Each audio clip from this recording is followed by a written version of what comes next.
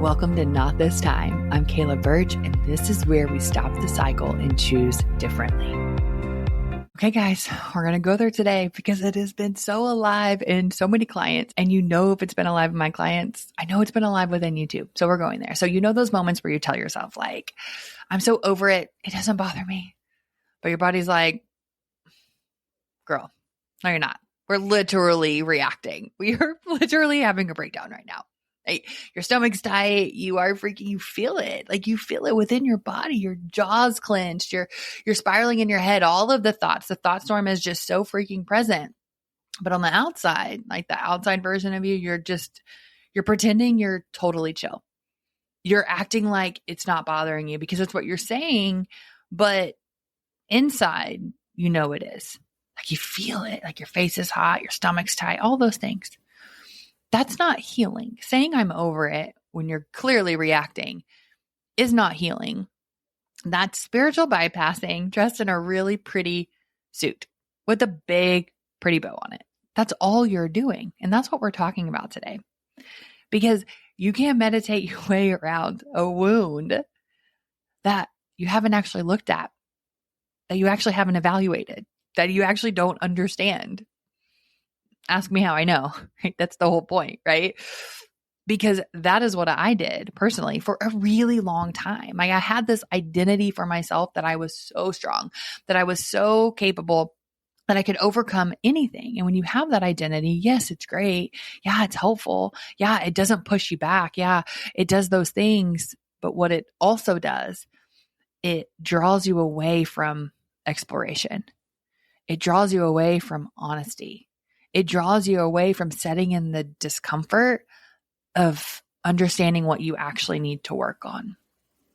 And so this leads to spiritual bypassing. This leads to what really happens in our brain and in our mind and in our body.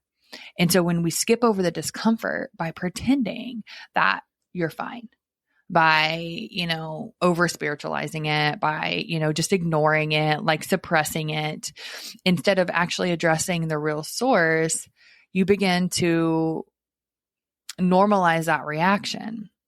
And it's also fine because we all do this, right? This especially happens in very self-aware, high-functioning people who have done the work, but still feel the pattern, right? So we try to overlook that. And I see it all the time. It's like, well, I'm disassociating with that. I'm trying not to make everything mean something about me.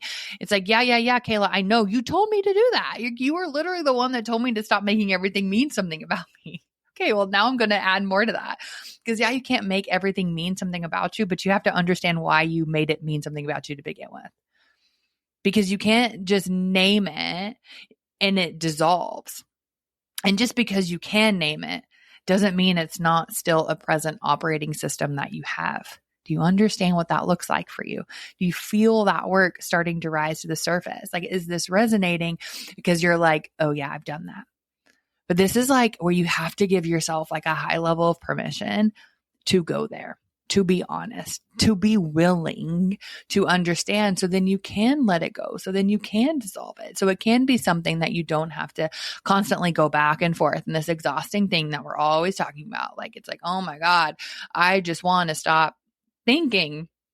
Okay, that's great. But if your brain is automatically going to go to, why am I like this? This is suffering, all these different things. And you still have to think a little bit more. You have to allow yourself to process through what it means about you if the emotions are rising to the beliefs. It's really hard to release what we don't understand. And I say really hard, and I'm just going to say you can't release what you don't understand. Because you're going to keep trying to, it is going to keep replicating it. It's going to keep showing up in different spaces in your life until you really, really, really release it because you understand why you generating it. Why it became present in your life. So your subconscious mind, I use this as an example. Earlier, I want you to think about this. I want you to think about like when you turn on like your favorite show as background noise, like you've seen it 1,000 times. You're not actually watching it. You just wanted something on in the background for whatever reason. And every now and then you hear some lines from the show. Like it says something and you're like, ha, yeah, I get that. Whatever it is, you hear some words. Now, even when you don't consciously hear the words, those words are still being spoken. It's still running in the background. That's your subconscious mind. Your subconscious mind is always running in the background, whether you hear it or not, whether you're consciously aware of the story it's telling or not. And that's how the body keeps reacting, because the story still has a grip, because the subconscious mind is still running. And sometimes we catch a glimpse of it. Sometimes we catch a glimpse of the pattern or the belief that's being ran in the subconscious mind. And other times it's still running, whether we hear it or not. That's what I want you to really understand about this, is that this is the power of the subconscious mind. And this is what most people overlook, because the pattern is going to be present. And unless we cut off the connection, unless we cut off this level of like attachment to the beliefs that then are tied into our subconscious mind, the filter will still be there. It will still be a complete circle and a circuit for it to complete. Because you're not over the pattern if it still owns your subconscious mind, your nervous system, the way that you feel, right? You can't talk your way out of it. You can't say, I'm so over this. I'm so emotionally mature. None of this bothers me anymore, while your body itself is still having a physical reaction to it. So where most people miss this shift is that they try to choose differently because they know they don't want that pattern anymore, right? But they do it by not understanding why that they chose that pattern in the first place. So why was it even present in your life in the first place? And if we completely overlook this, I promise you're going to keep exploring it.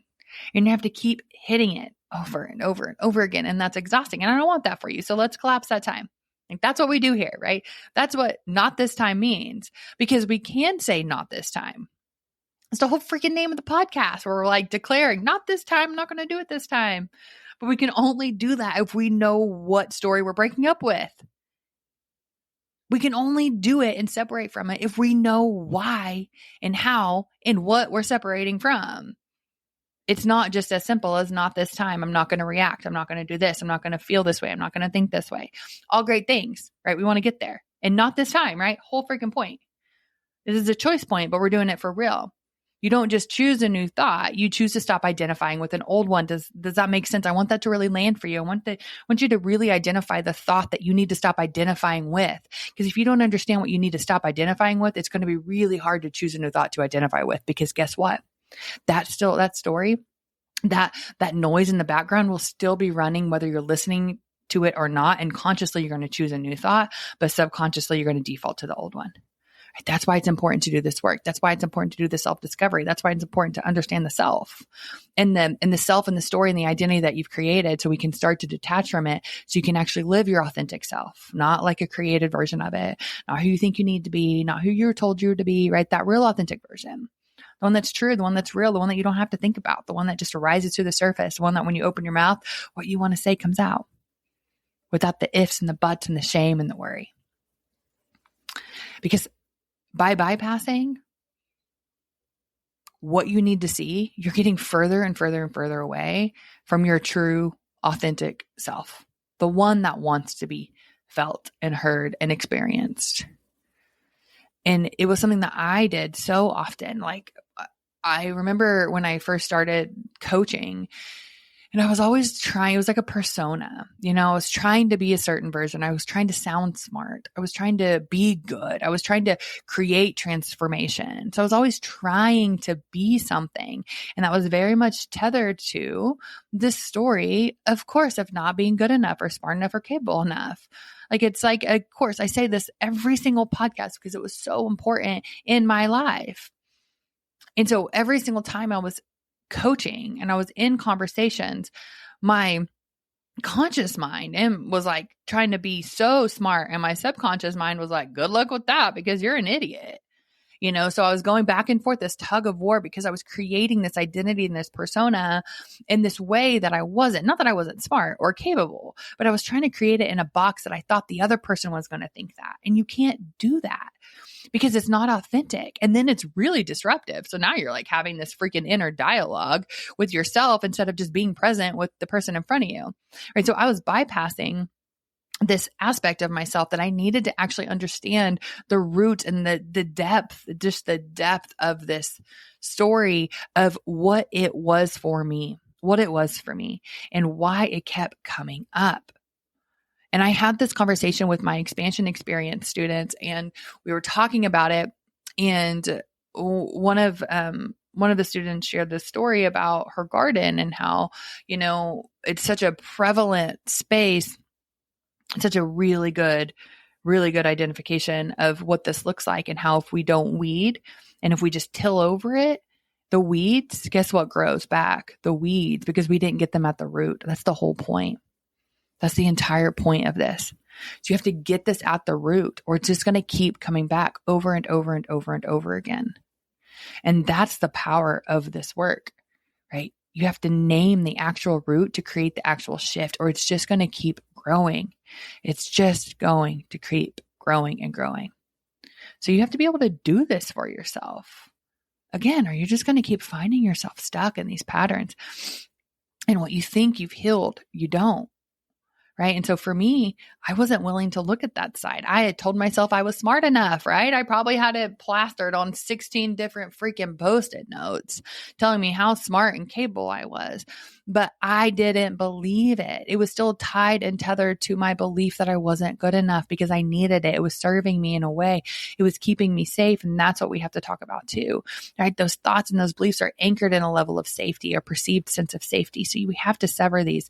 Again, we have to lean back into the TRM, the 5 steps.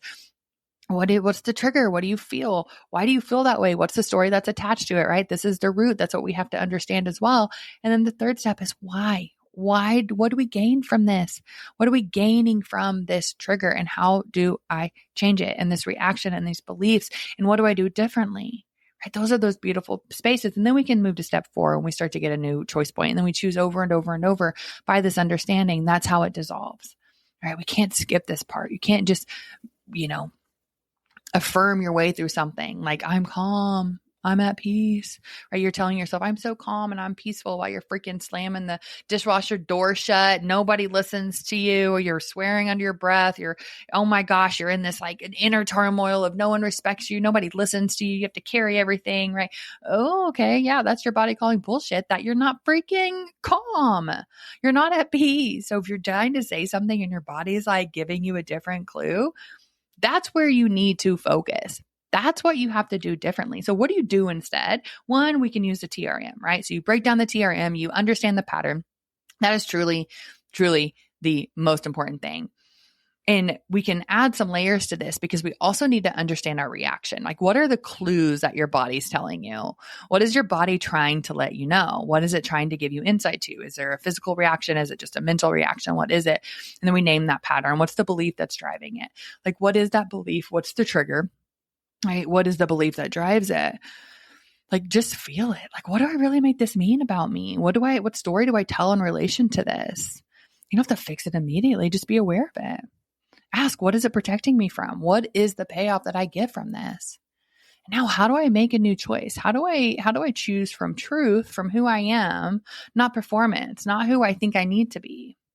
Like, not that version of me. So you get to dissolve it by getting closer to it, not further away from it. Like, don't think you're going to outrun this. Don't think you're going to outrun your thoughts and the heaviness and the cycles and the patterns. It's just not simply how it worked.